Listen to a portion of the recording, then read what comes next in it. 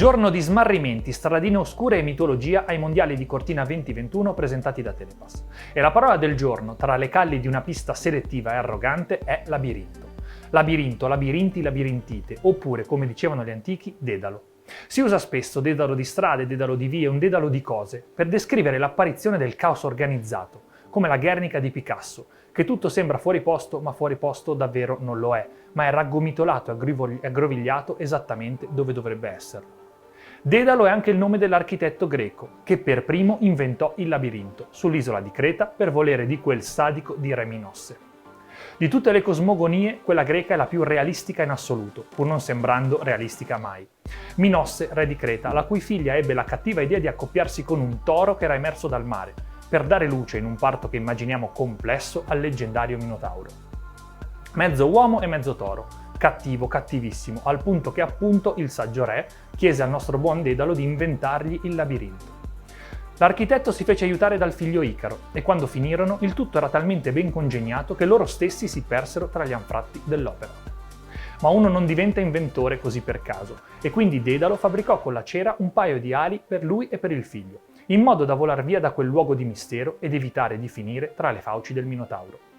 Quello sprovveduto di Icaro poi ebbe anche la sana arroganza di provare a usarle, quelle stesse ali, per arrivare fino al sole.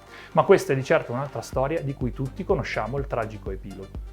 Labirinto, labirinto che ritorna. Dalla Coppa Tre Maghi di Harry Potter al nome della rosa, che se Umberto Eco sapesse che li mettiamo nella stessa frase, forse ci tirerebbe un orecchio. Dagli Indiani d'America ad Alice nel Paese delle Meraviglie, che da un labirinto scappava, inseguita da carte da gioco parlanti, armate di alabarde con le punte a forma di cuore. Labirinti è anche il nome della pista che oggi ha assegnato la medaglia d'oro mondiale di gigante e nel suo dedalo di stradine, di curvoni e di intraversate al cancelletto si sono presentati numerosi moderni Tesei, che fu proprio Teseo ad uccidere il Minotauro. Il Minotauro, la bestia, l'animale da battere e da abbattere, che compare come una visione di terrore già nella prima manche, già con il pettorale numero 4.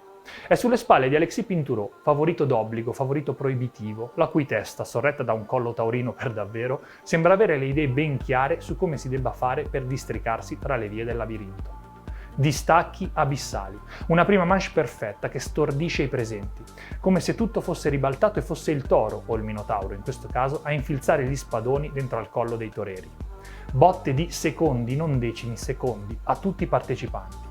Da Christoffersen, che sembra San Giorgio, slanciato com'è, al croato Filip Zubčić, che è decisamente più garibaldino sia nei modi che nello stile. Il francese Pinturault si piazza sul trono e non ne scende più.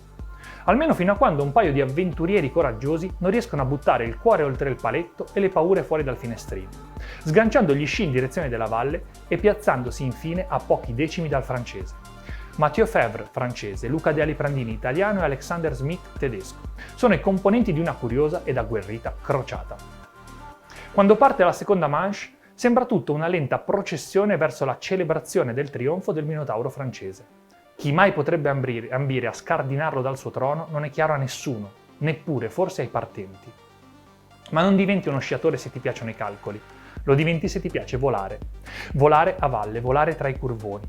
Un paio di furbetti si legano un filo di lana rossa intorno alla vita e recuperano posizioni abbondanti, da contare ripassando la tavolina del 3. 12 le recupera lo slovacco Adam Zampa, 6 Christoffersen e 9 il nostro bravissimo Giovanni Franzoni. Quando ormai in partenza però manca solo il grande Alexis Pinturault, il podio provvisorio dice Mathieu Febvre, primo, De Aliprandini, secondo e l'austriaco Schwarz, terzo. Tutti già bravissimi così. Nessuno mai oserebbe pensare di mantenere la posizione che ha. Non l'austriaco, che ha 1,5 secondi da recuperare a Pinturault, non il nostro azzurro, che è già in lacrime di gioia per il suo primo podio in carriera, e di certo non Febvre, che non si macchierebbe mai del reato di lesa maestà di spodestare il suo Minotauro. Ma la mitologia si sa che riserva sempre colpi di coda. Il dominatore annunciato parte, sbaglia, cade, si rialza, ma ormai è fuori. Non ci crede quasi nessuno, non ci crede forse neppure lui. Ma la bestia oggi è sconfitta e il podio resta la sorpresa di giornata. Mathieu Febvre, Francia, oro. Luca De Aliprandini, Italia, argento. Marco Schwarz, Austria, bronzo. Io sono Jacopo Pozzi e oggi la pista Labirinti ha tenuto fede a secoli di leggende e di mitologie, con una gara degna degli dei dell'Olimpo.